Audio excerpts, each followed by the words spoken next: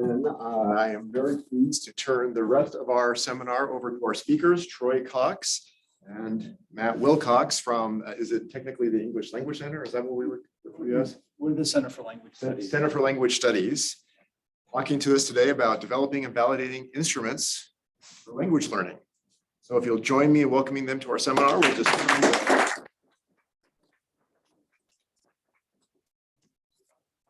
Well, so we're gonna to get started. I'd like you to get with a partner and discuss what languages do you speak? How did you learn them? What assessments or tests did you take in the language? And how did these tests impact your learning? I'll give you about 3 minutes to discuss this. I'm going to walk around and listen, and then if you can put the Zoom rooms, have them break out and discuss that sort of as a preface for what we're going to discuss. Okay, so go ahead and visit with each other.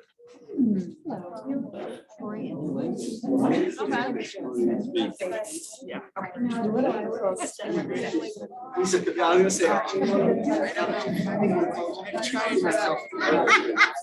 I studied My friend. I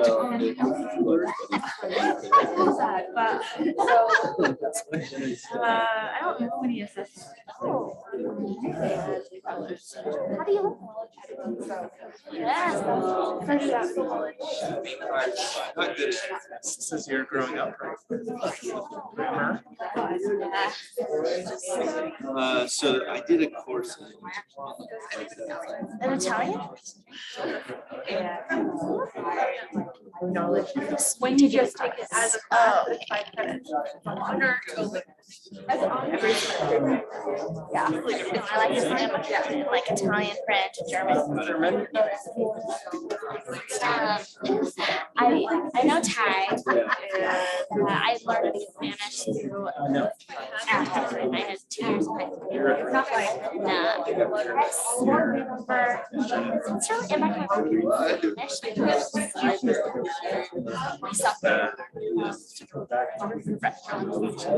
it was kind of fun, yeah. Yeah, so I didn't take any tests for Spanish.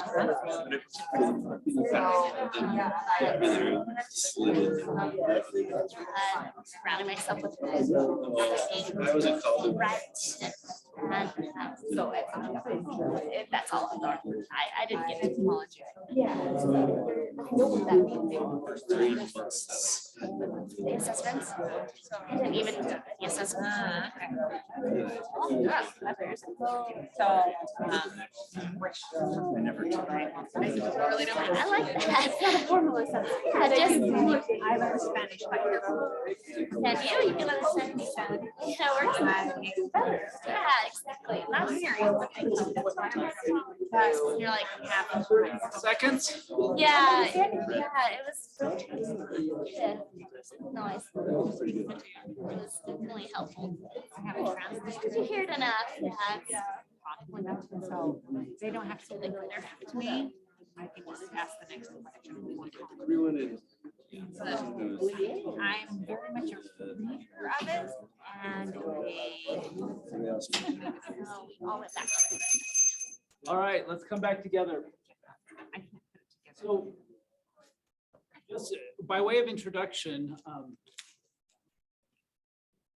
I spent the first 17 years of my career down at the English Language Center, and I was in charge of assessment down there. So I did placement, testing, and exit exams for students that were studying down there. While I was working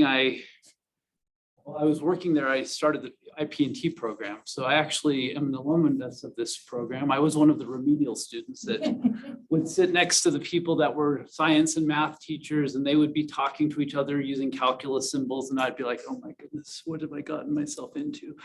But persistence and hard work in this. So I'm here the last 7 years. I've been faculty in I'm in the linguistics department, but my assignment is in the Center for Language Studies. Now, what is the Center for Language Studies? We sort of consider ourselves the operational arm of the College of Humanities from the Dean's office, because we can go across departments to try to help with the Spanish and Portuguese, French and Italian, Asian and Near Eastern languages, German and Russian, Comparative arts and languages, they house the Scandinavian programs there. And then our shop, we have all of the less commonly taught languages. So Tagalog, Hindi, Navajo, Hawaiian. We teach about 60 different languages on a regular basis. We also are in charge of all of the challenge exams that return missionaries take to try to get credit for their exams when they do it. And anytime that someone is someone who has their training in literature has a measurement question, they come to us. So most of the faculty there are trained in literature or linguistics, but not very many of them in pedagogy or measurement. So that's what we do. And I'm the associate director. Matthew, Matthew is the one that does all the hard work. Go ahead and introduce yourself. I'm Matthew. I do all the hard work.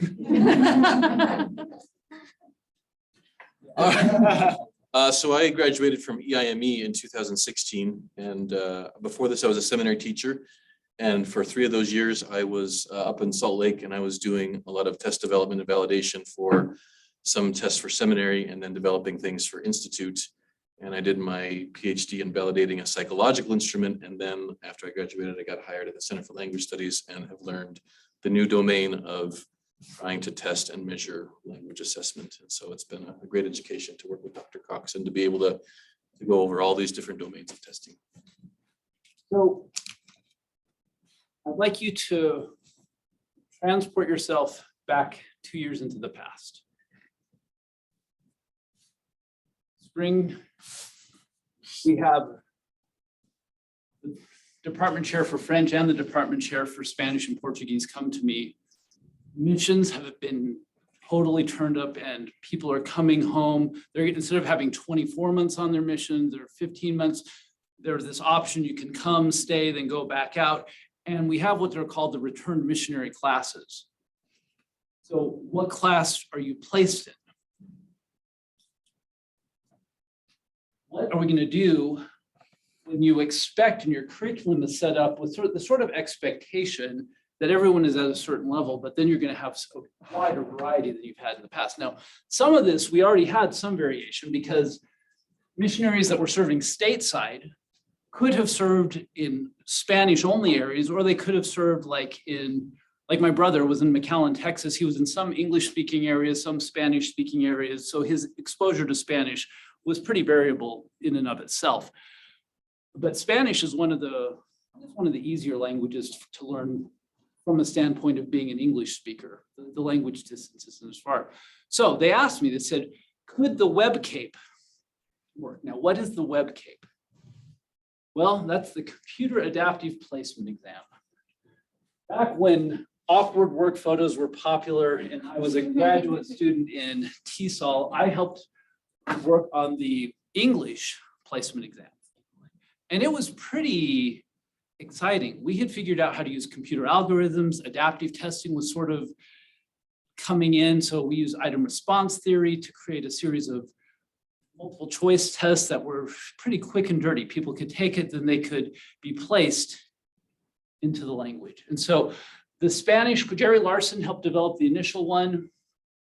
We took over the position I have as faculty, I took over after Jerry retired. So I was the measurement person that sort of took over at his space when he retired. Results are low stakes. So when I'm talking with Blair, he was from Spanish, I said, okay, I can create a test for you, but do the students have to go by the results of the test, or do you still let them choose? Well, no, they still get to choose. Okay, so we can spend a lot of time creating a test that will place exactly what they need to know to get in. But if the student has the choice, still has the choice of which class they're going to sign up for. And when you're dealing with students, that may sound negative to say dealing with, when you have students that are not language majors, but are majors in biology or something else, and the only time slot they have available for a class is Tuesdays, Thursdays from this time to this time, do we make it and say that, oh, you can't take it this semester, you're going to have to take it next semester, or do we try to give them some agency to choose? So,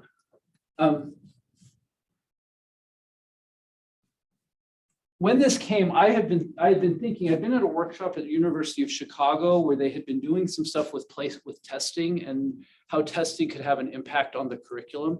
And one of the things they said there that sort of was ringing in my mind, whatever you choose to test becomes the de facto learning objectives of a curriculum. The way you choose to assess it becomes the de facto teaching and learning philosophy. So what message are we sending if the very first thing that we're asking people to do is take a multiple choice test when they get here? Are we reducing language learning to just being a series of grammar questions and vocabulary questions? Because those are some of the easiest to design for multiple choice. So what is our language teaching and learning philosophy? We want to tell students where to go by giving them a checklist of external requirements such as grammatical structures and vocabulary? Or do we want to let students to choose their class through self-reflection in which they can identify their gaps when they are engaged in meaningful communication? So let me tell you a story.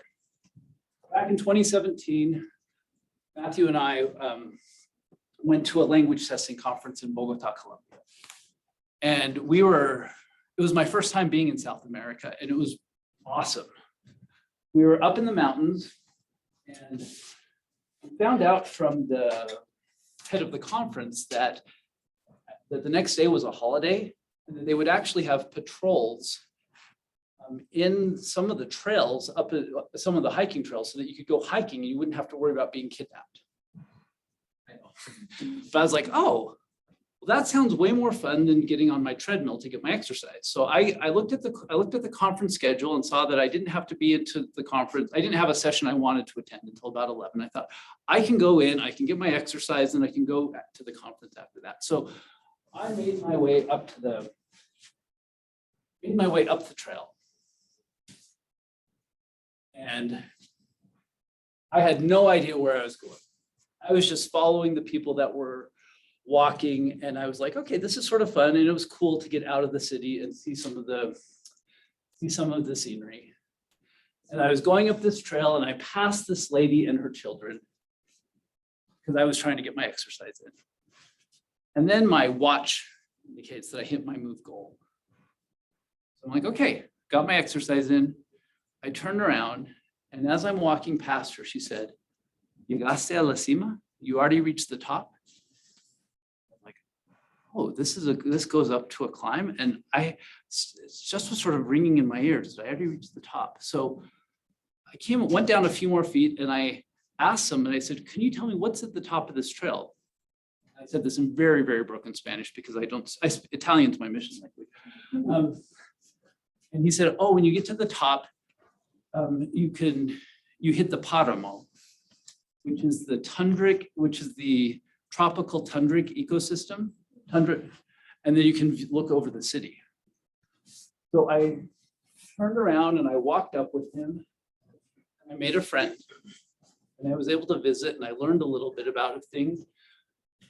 Met some other guys that were trying to learn English. I was able to practice my Spanish. They were practicing English. Able to see this lichen and this growth that's really unique that you only see in that area, that part of the world. And I was able to get a view over the cities. So what are the unintended consequences of checklists? If the only thing students go is they come back from their mission, they go to the advisement center, they're given a checklist, take this class, you'll get your language credit, you're done. You never have to think about language again for the rest of your life. Are we helping develop lifelong learners with that as the process that we go through? So what we decided to do is could we create an instrument that would help people engage in self-knowledge and strategic knowledge? Could we do something that could help them reflect on what their performance is, what their weaknesses are, and help them have a vision for what they can do with language after they leave BYU, as opposed to just getting through language classes? Whatever you choose to test becomes the de facto learning objectives. The way you choose to assess it becomes the de facto teaching and learning philosophy. So we used Wilson's instrument development cycle, where you identify a construct, you create items based on that construct, you see how those items interact with people. And then you convert those to measures. So this is where we're still using Roche measurement and some of those higher psychometric things. Then we bring that back to help us identify, is our construct working? The idea being that we can think of individuals at different profiles with a lot of the skill area, then you can give them higher, more difficult items, people with less, so that each person is able to do everything that this person is not able to do, the things that this person can, that you're able to sort of see this, that in essence, the person that can do these linguistic functions can do all of the functions below them. And we use the Actful proficiency guidelines. Actful is the American Council on the Teaching of Foreign Languages. And that's what our language majors and minors, people that graduate, have to take the Actful proficiency test, OPI test, as they graduate. And so we've got our functions here: novice, intermediate, advanced, and superior. So what we did is came up with a bunch of statements that were sort of the novice level, the intermediate, the advanced, and the superior, where people could self-assess based on those statements. And did it for speaking and for writing across the content domains of family life and then work and school. So we gave them statements that were related to family, and statements that were related to what people might engage in work or school. So winter, we told the departments would do something to help them out. So spring, was able to test out, well, we developed the instrument as quickly as we could. We were able to get an $88,000 grant for 2 years for us to, in the development of this project, to pay for testing for students, for them to take actual tests, as well to help us with some of the programming needs and requirements. We started out with the language proficiency diagnostic assessment. That's what we called it initially. We piloted it then with 136 students. We did student interviews to see how they interacted with some of the questions. And then part of that, if the teachers are going to be able to help proficiency be in their classes, we wanted the teachers to have gone through proficiency training. So there's an Actful proficiency workshop that's 4 days, 30 hours of training. What we did is we used some of the money to incentivize our language faculty to go and participate in the training. So we paid them to be trained. So the training cost money, but we paid them for their time. And basically, I just stole what University of Chicago was doing. They had gotten this huge Mellon grant. I'm like, well, we can see if we can do the same thing with this. Remembering that a lot of the people that teach these return missionary classes are adjuncts. So they're working, they may, we have a wonderful instructor. Our Thai instructor has a full-time job, but she comes down and teaches every night, almost every night, because she loves her language and loves the students at BYU, right? And so we wanted to make it as easy as possible for them to justify taking the time away to get the trainings. And so we started doing trainings throughout this whole process. We've trained about 120 teachers over the last 18 months on the guidelines so that they can better incorporate them in their classes and their curriculum. We made some revisions based on the pilot. We decided to add the grit scale. Are you guys familiar with Angela Duckworth's work on grit? Perseverance plus passion. So we thought, well, what are some of the stuff that we did is we looked to see, well, what's the language background? What do you know from the literature about what makes people more or less successful in a language? Like if you start learning it earlier, you tend to be more proficient, but you can't really control that if you're on a mission. You can control how much time you spend studying. You can control the amount of effort you spend trying to speak the language with other missionaries. So we decided to add some questions where people actually had more agency on what they did or did not do, because that could help us give advice to future language learners on what they can do to improve their language. Fall, we administered it for the first time. We made some minor changes after that first administration. Winter 2021, we administered it the second time. We added more proficiency trainings. Spring and summer, we decided to not administer it because we needed a break. to try to catch up, to breathe, And so we ended up rebranding the survey and calling it the LASER, the Language Ability Self-Evaluation Resource. We did a branding survey to all the people that had taken the test to say, well, do you remember what survey you took? Do you remember what it was called?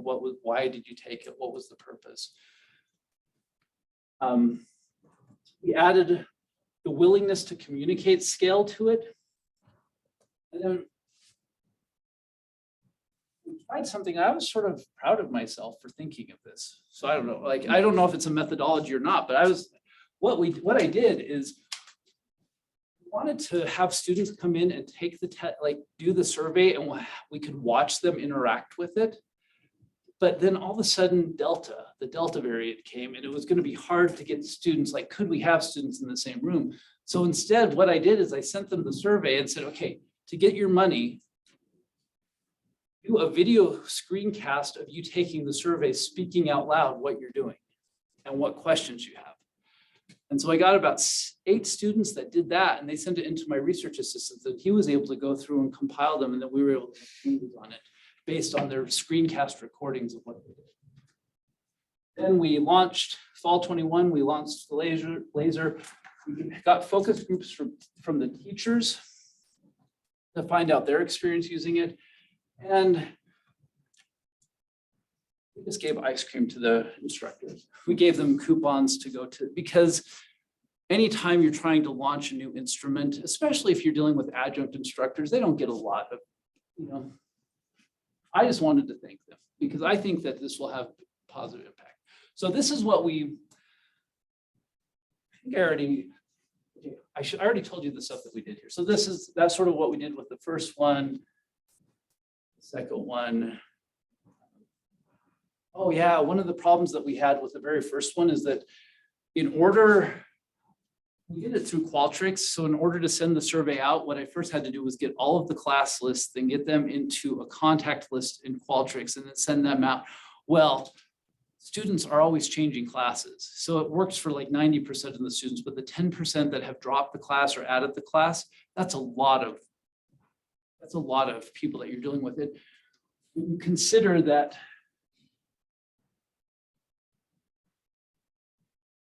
here we go. When you're considering that this first administration, we had 1,000 people that participated, 5% is a lot of individual problems. We were trying to figure out how do we make this so that it's a little less sticky to get through. Matthew, with his team, he had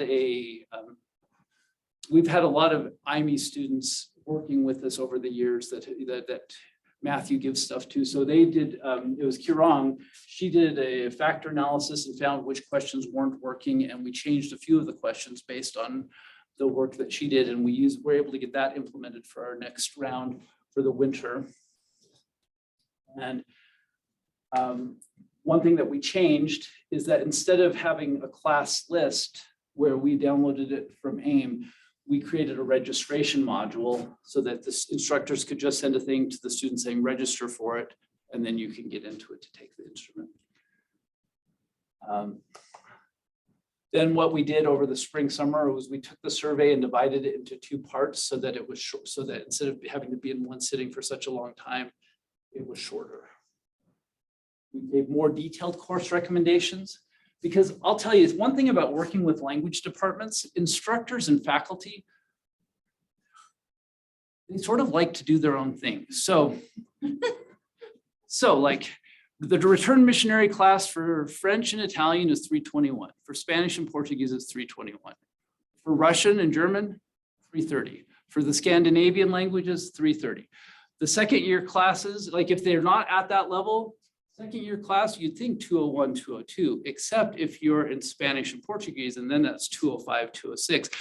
Or if you're doing Hindi or some of these less commonly taught languages, we don't offer second year classes. We only offer the third year classes because we don't have enough students to offer an intermediate class. So you either take the return missionary class or So what ended up doing is we ended up creating sort of some algorithms to say, okay, what language are you doing? And then could allow the departments, oh, and I forgot to mention Asian and Near Eastern languages. The oral skills aren't a problem. It's the speaking skills. No, it's the writing skills. So what makes the difference between Chinese 201 and 202 is can they write anything in Chinese? Especially if their writing is all, they have to do characters. So we tried to make it, we set it up so that each department, however they wanted to use it, they could customize it based on the nature of their department. All right, I'm going to show you the video and I'll let you guys. And I apologize if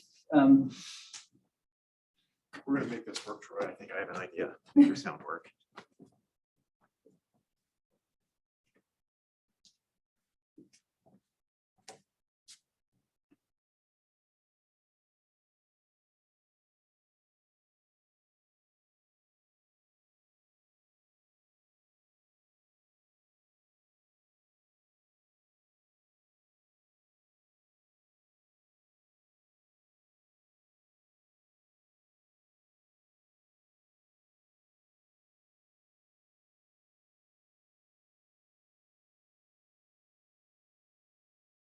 Do you want to know what you can do to improve the language you're learning? If so, you are in the right place. Language Proficiency Diagnostic Assessment is to help you identify strengths and weaknesses.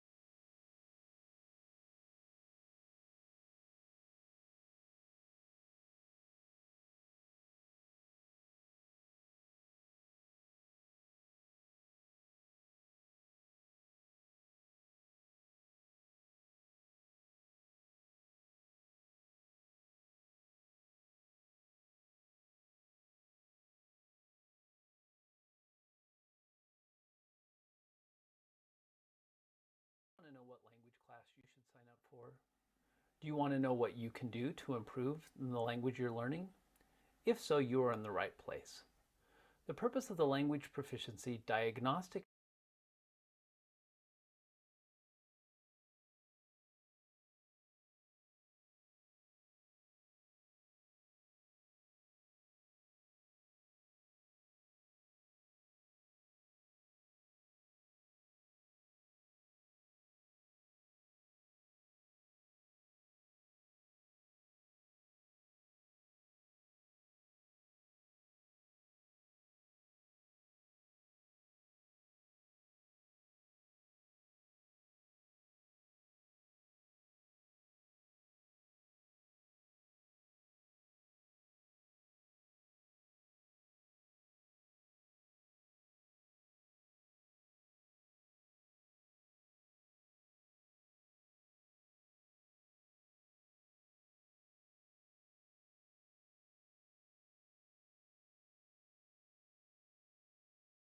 department, they are on board. Like they've had every instructor go through the training. They've invited me to come and meet with the instructors. They are on board. They've incorporated this into their curriculum with making goals for the students.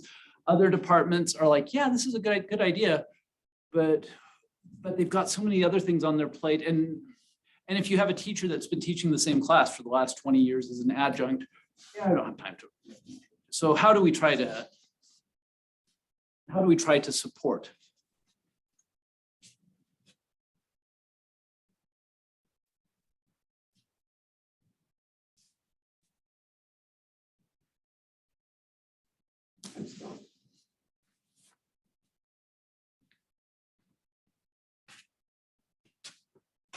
Sorry, Troy.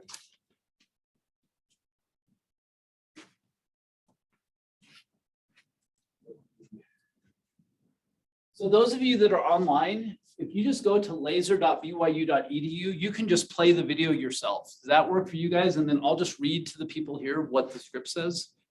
And we might not be in sync, but let's see.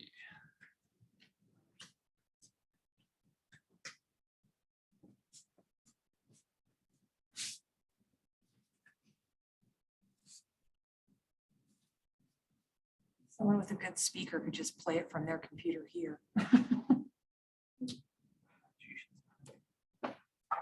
I'll just have it go through my, speaker here.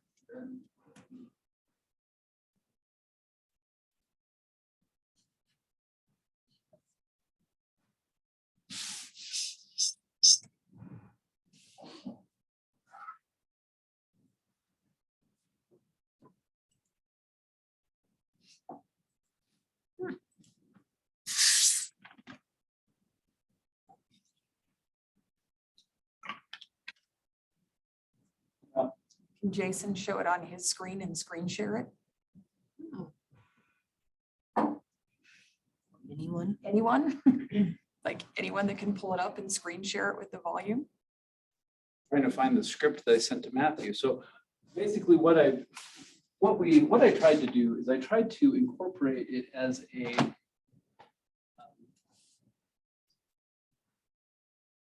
you guys can just watch on your own and you can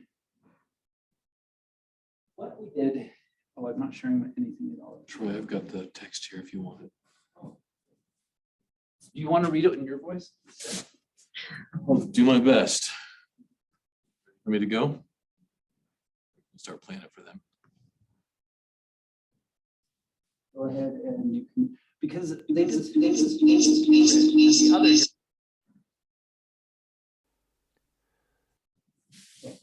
So go ahead, I'll start. You're playing.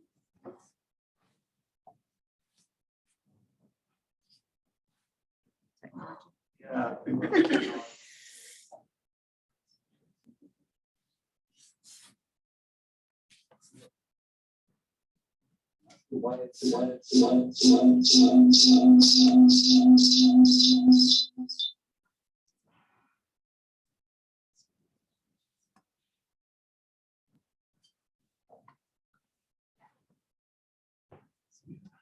Go ahead and just read it to them and I'll try to just get my slides back. You want to know what language class you should sign up for? You want to know what you can do to improve the language you're learning? If so, you're in the right place. The purpose of Language Proficiency Diagnostic Assessment, now called the LASER, is to help you identify your strengths and weaknesses in your language so you can make learning goals that will help you improve. Let's say you want to participate in a sporting event and are required to have a medical diagnostic test. You will see many of the same features in the language diagnostic assessment. Instead of gathering medical history, though, it's questions about learning background. That is the first section you will complete. And instead of asking medical questions about your current lifestyle, such as alcohol and drug use, your diet and how regularly you do exercise, we'll ask you about your current language use. One section will evaluate your language learning persistence and the frequency of communicating in the language. Then we'll ask you to self-assess. For a sporting event, in order for you to participate with athletes that are at a similar level, you might be asked what your mile pace is. And perhaps you might be asked how that might change if it were on track or across country. For this assessment, we will present you with some descriptions of a nationally recognized language proficiency scale and ask you what you can do with the language in real-world situations. Finally, we'll ask you to give us some samples. If you have ever done a stress test at a doctor's office, they will often put you on a treadmill to see what pace you can maintain without exertion, then increase the speed until your heart is racing to determine the pace that is your upper limit. For these language samples, we'll ask you to respond to some questions that should be easy for you, some that should stretch your ability. After you respond to the questions, you will have the chance to self-assess your performance in terms of how successful you felt you were, the type of language you used and its accuracy. In a medical setting, samples are sent off to a lab where they can be analyzed. For this assessment, your language samples will be forwarded to the language department. And if you're already signed up for class, we will forward it to your instructor. Then your instructor can see how accurate the students in the class have self-assessed their ability and adjust lesson plans to help everyone. Since you will provide language samples, you will see many of the same features in the language. I'm not sure why it's not even sharing this website anymore. Like it's a lot. Do you want me to finish? Yeah, go ahead. First, make sure the computer, oh, this is just technical stuff, so we don't need that, but that's my radio voice. I tried to do my best for you guys. Thank you.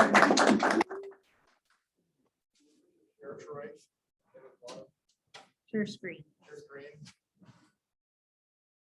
Share the desktop up in the top left corner. Then go to the Safari window. All right, so this is, so now we made it. So this is now available. If any of you want to look at it, you can go look at it. In fact, you could take it if you wanted it. You can see the types of questions that we asked. One of the things that we did add here is that the reason we decided to divide it into two is that answering about their language learning background, language use, and their self-assessment doesn't take, you can do that on a smartphone. The productive language samples where we ask them to speak and type, you really need a computer to do that. And you need to have a computer that has the keyboard installed on it. And you need to be in a room that's quiet. So we thought by breaking it up into two ways, we could make it so that it's easy for people to sort of do in class or on the go, whatever. And then when they sat down to actually give speaking samples and writing samples, they could be prepared for it.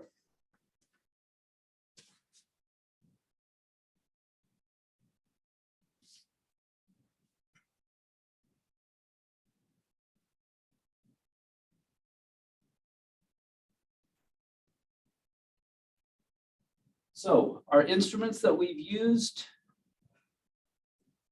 we have the laser. We've done interviews with students on the user interface. We've interviews with students to verify the validity of the questions. Actually, I'm doing this right now. One of my master students is going through people's language learning things where we can look at their OPIC. That's their actual test score on the speaking exam that's administered through Actful. And their WPT. This is an actual writing test. And then we've done focus groups with faculty members. So now with your partners, what % of the participants grew up speaking only English in the home? What do you think? Just go ahead and chat with your partner. What do you think? And then what 2 languages had more women than men that are studying it? And what 4 languages have been studied the longest amount of time? Go ahead.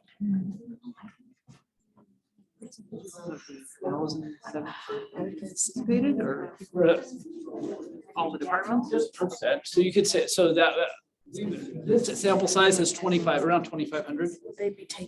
And they're all BYU students? All BYU students. Probably 80%. I think 2 languages had more women.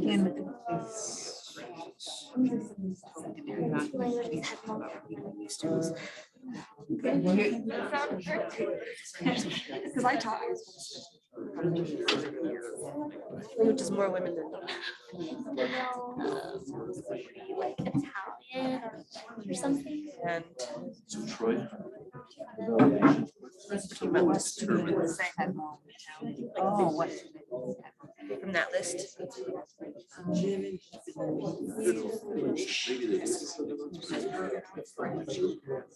Yeah, I don't know.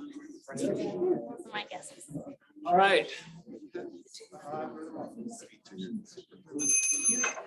Okay. I'd be interested. So here's the answer. 97.8% came from English-only homes. We had 22 people that reported being bilingual. Most of them were Spanish-English. But we did have 1 Danish-German. That was interesting.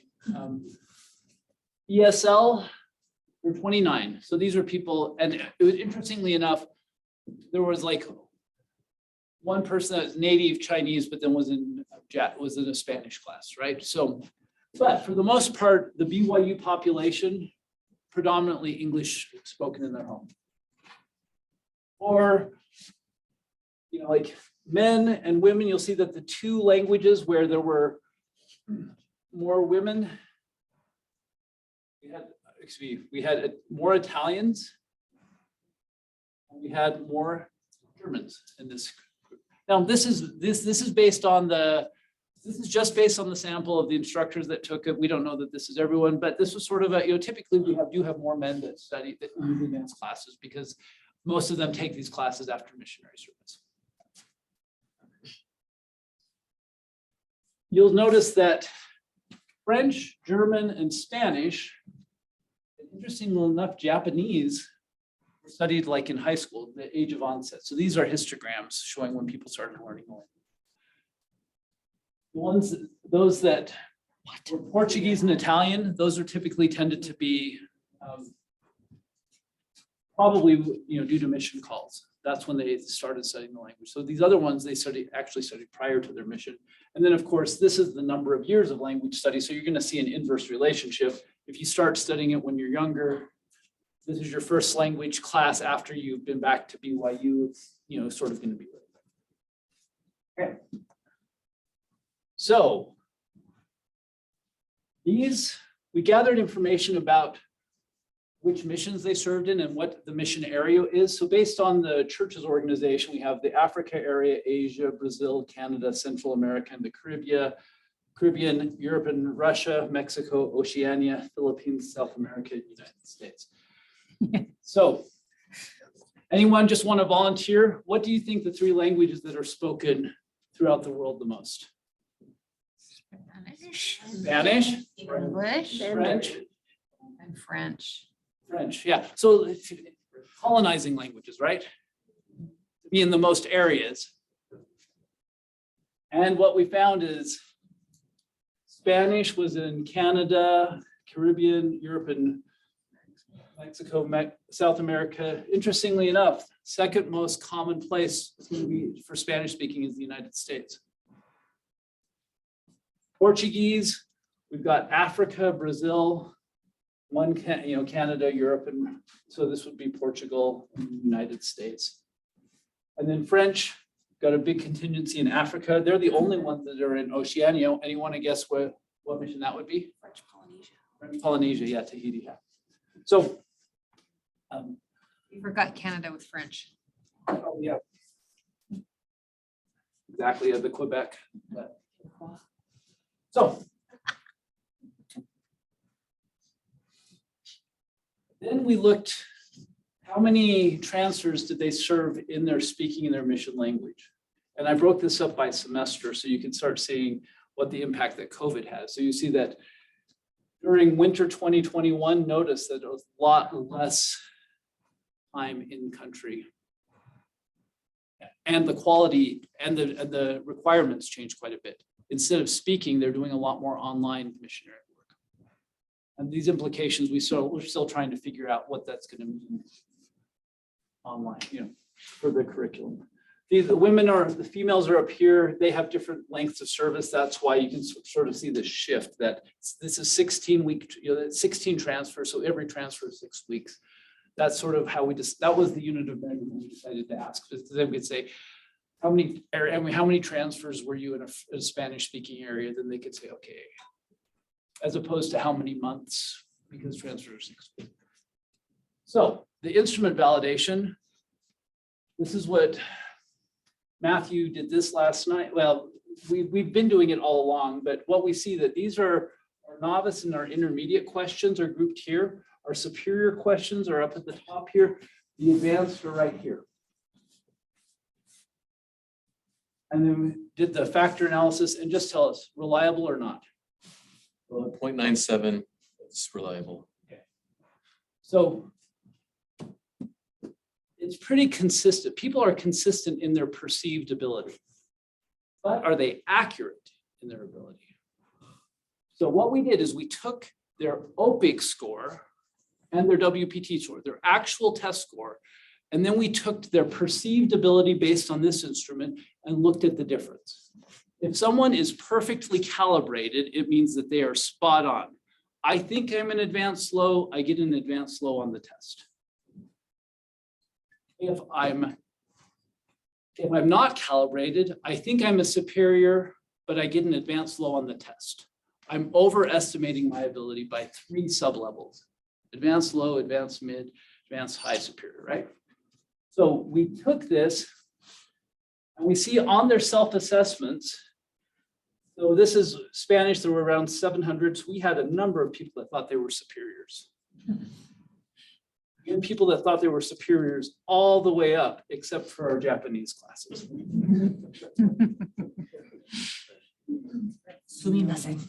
Notice that when the actual test came back, no one had a superior in their ability. What we found is that as people get higher OPIC ratings, they they become more accurate in their calibration. We found this. Notice that this is the intermediate high and the advanced low. So intermediate high, so the advanced, what the high sublevel means for the Actful guidelines, it means that you're performing at the next level most of the time, but you're not able to sustain it. You're having systematic breakdown. The mid means that you're not close to sustaining it yet. So this makes sense for these people at this intermediate mid because they're still speaking with native speakers and the native speakers aren't understanding them. And they're saying, I'm sorry, repeat that. What did you mean? So they're getting some feedback. At this level, the intermediate high, they're doing it, but it's messy. And it's like you're not going to correct. I mean, the relationship is more important than correcting someone's grammar. So you're not going to say that they're wrong. You're just sort of going to nod and pretend that you understand. Go on. So this intermediate high, advanced lower there. This is the advanced mid, the advanced high, which is the most accurate in the calibration. This is for their speaking. For the writing, we see that we didn't have anyone self-assess as superior in writing. They were a little more modest in their writing ability assessments. And when we look at their calibration, we see that the highest people actually under-assess their writing. You know, they think that they're worse than they actually are, but the same pattern. Okay, this is with, was it 2,200 students? About 2,300. About 2,300. Is this surprising? Well, not really. The Dunning-Kruger effect. Is that scale a standard deviation scale? So is there one?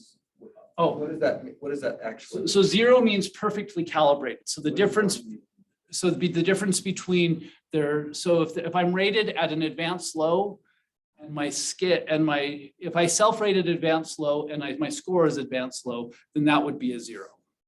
Right. So what does 1 mean? Oh, 1 is 1 sublevel. So this would be advanced low to advanced mid.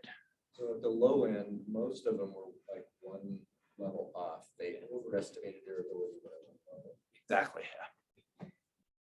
So the intermediate lows, and the intermediate highs and advanced lows thought that they were advanced mid and advanced high. They thought they were 1 level higher than their actual ability. You also break this down by gender, just given that women often underestimate their talents in other areas. I'm wondering if that also holds true in language learning and self-assessment. There's an interesting interaction when we look at both the target language and gender, and there's a lot of other things that we're still trying to suss out.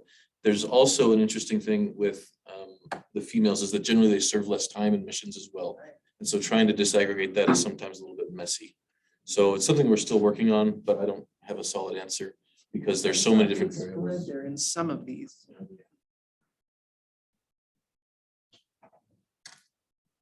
So our goal is,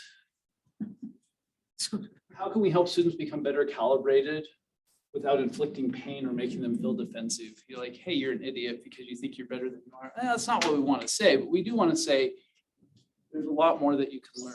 And Bill Parkinson, 2004, gave a really great devotional where he compared learning a language to learning the gospel. One of the things that he mentions is that one of the clearest results of language teaching research is that when a student becomes satisfied with what he knows, he feels he knows the language, he almost immediately ceases to make progress. We call this the return missionaries. Missionaries become fluent and proficient in their language in a very limited sphere. Unfortunately, many of them decide somewhere deep within their souls that they know enough that they don't need to know anymore. They come home and enter our classes and don't make progress. They already know enough. They're seemingly oblivious to all the things they don't know, both in overt know, that sense in the know, and in the know-how sense, becoming more like a native speaker. It is also frustrating that other professors and administrators often seem to agree with the students that they know enough and that there's nothing else important to learn, making it even more difficult for us to figure out ways to help you make progress in learning your language. Return missionaries who manage to keep in mind how little they know and how much they still have to learn end up being the ones who make the most ultimate progress. progress and find the most joy in the journey. Being reminded of the huge gulf between one's own language ability, no matter how advanced those of native speaker appear to be a prerequisite for.